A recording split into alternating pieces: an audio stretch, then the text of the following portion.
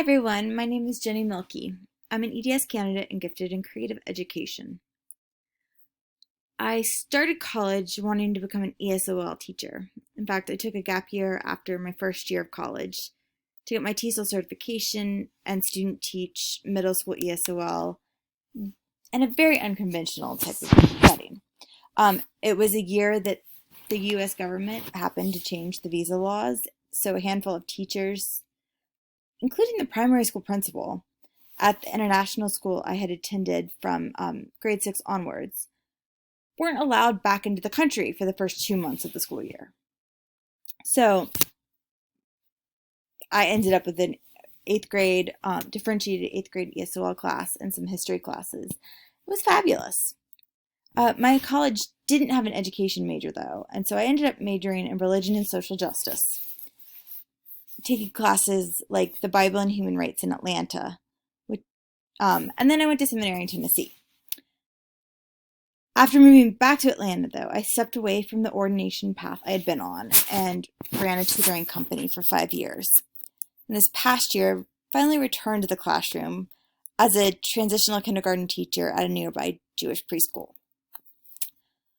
So one of the experiences that brought diversity and equity issues really, truly alive in front of me was in 9th grade when one of my best friends, a girl who had just moved to the US from Vietnam to live with her aunt and uncle and learn English, was eventually removed from her living situation. The police were involved because of child labor laws, but this was after she'd been in the country for a year and a half.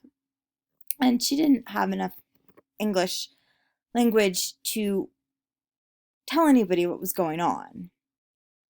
And so that takes me to another example where I really want to focus my energy is helping students find their voices, no matter what their language or media of choice. Simply because a voice that still echoes in my mind is a 16-year-old I worked with intensively, but for far too short a period of time.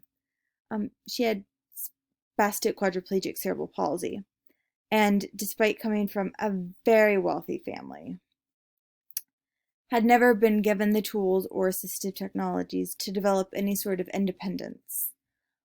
She looked at me one of the first days and said, "I've got all these ideas in my head, and I'm scared I'll lose them because I don't have any way of writing them down."